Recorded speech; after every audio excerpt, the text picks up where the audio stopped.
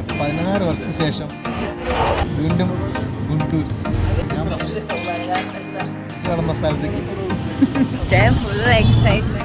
ആള് വളർന്നു നാട് കണ്ടപ്പോൾ. Hi hello, welcome back to our channel. അപ്പോൾ ഈ ചടപട ഇടിപിടിന്ന് യാത്രയിൽ പോകുന്നത് വേറെ എവിടേക്കല്ല, നമ്മൾ പാലക്കാട് റെയിൽവേ സ്റ്റേഷനിലാണ്. നമ്മൾ ആന്ധ്രയ്ക്ക് വരുന്ന പോവാണ്, അതായത് ഗുണ്ടൂർ.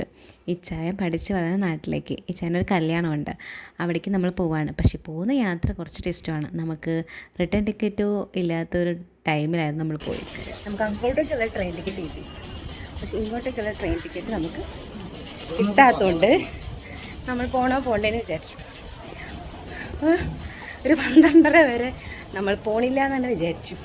അത് കഴിഞ്ഞ് കുറച്ച് ഇപ്പോൾ പോവാമെന്ന് വിചാരിച്ചു. എഴുപടി ചെടപടി റെഡിയായി. നമ്മൾ പാലക്കാട് റെയിൽവേ സ്റ്റേഷനുണ്ട്.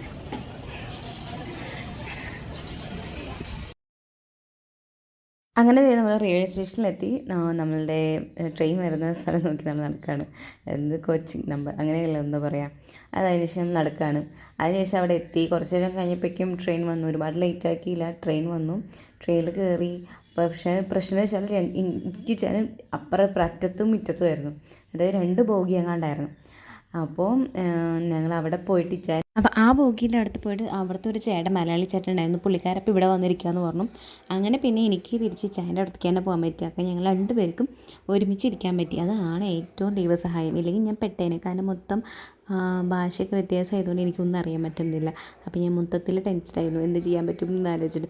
ഭാഗ്യത്തിന് ടീച്ചറോടൊക്കെ സംസാരിച്ച് സംഭവം സെറ്റായി. ഗൈസ്, നമ്മളിപ്പോൾ ഈറോഡാണ്. നമ്മൾ ആന്ധ്ര എത്തുമ്പോഴേക്കും എത്ര മണിയാവും? രാവിലെ 6 മണിയാവും.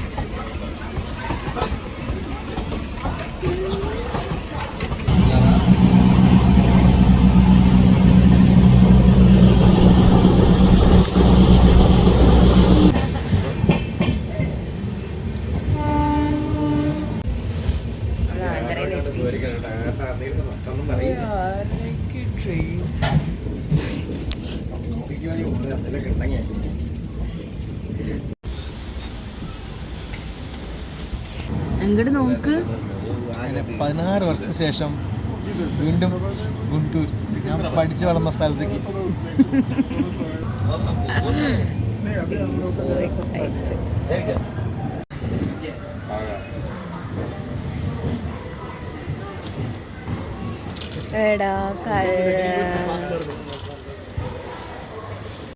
അങ്ങനെ നമ്മൾ ഗുണ്ടൂരിൽ ട്രെയിൻ ഇറങ്ങി. നമ്മൾ നടക്കുകയാണ് കേട്ടോ. കൂട്ടുകാരൻ വന്ന് പിക്ക് ചെയ്യാൻ വന്ന് നിൽക്കുന്നുണ്ട്. ഓൾറെഡി ആൾ വന്ന് ബൈക്ക് കൊണ്ടുവച്ചിട്ടുണ്ട്.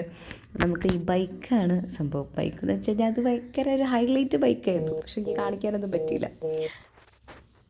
ഞാൻ ചോദിച്ചു, അതേ കൂട്ടുകാരനെ കണ്ട സന്തോഷത്തിലാണ് ആൾ. അങ്ങനെ പിന്നെ അതേ കൂട്ടുകാരനെ കണ്ട സന്തോഷം. അത് കഴിഞ്ഞ് കൂട്ടുകാരൻ വന്ന് നമ്മൾ പിക്ക് ചെയ്തു.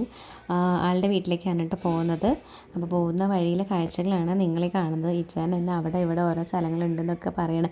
ആൾക്ക് ഇത്രയും കൊല്ലത്തിന് ശേഷം വന്നിട്ട് പോലും ആൾക്ക് സ്ഥലങ്ങളൊക്കെ നല്ല ഓർമ്മയുണ്ട് കേട്ടോ. അപ്പോൾ എനിക്ക് അത് ഇതോരോന്ന് പറയണം. പിന്നെ അവർ അങ്ങോട്ട് കൂട്ടുകാരന്മാർ അങ്ങോട്ട് സംസാരിക്കുന്നു. എനിക്കതൊന്നും മനസ്സിലാവുന്നില്ല. അവരവരുടെ ഹാപ്പിനെസ്.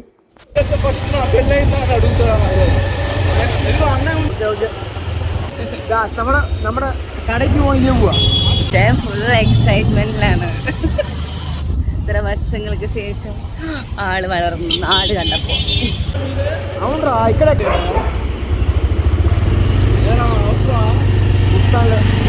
മാറില്ല ബാബു.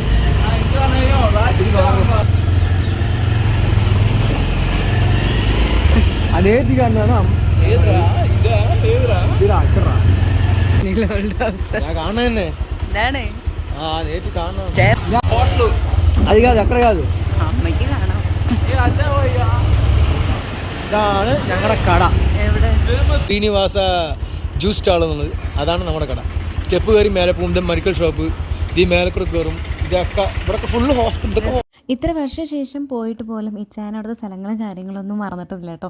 കടയും വീടൊക്കെ നല്ല ഓർമ്മയുണ്ട്. പിന്നെ നിങ്ങൾ ഈ ഒരു വീഡിയോയിൽ കാര്യം ശ്രദ്ധിച്ചെന്ന് അറിയില്ല, ഞാൻ 2 കമ്മലിട്ടിരിക്കുന്നത്. ഞാൻ അവിടെ പോയപ്പോഴും ഈ വീഡിയോ എഡിറ്റ് ചെയ്യുമ്പോഴാണ് ഈ ഒരു പരിപാടി കാണുന്നത്.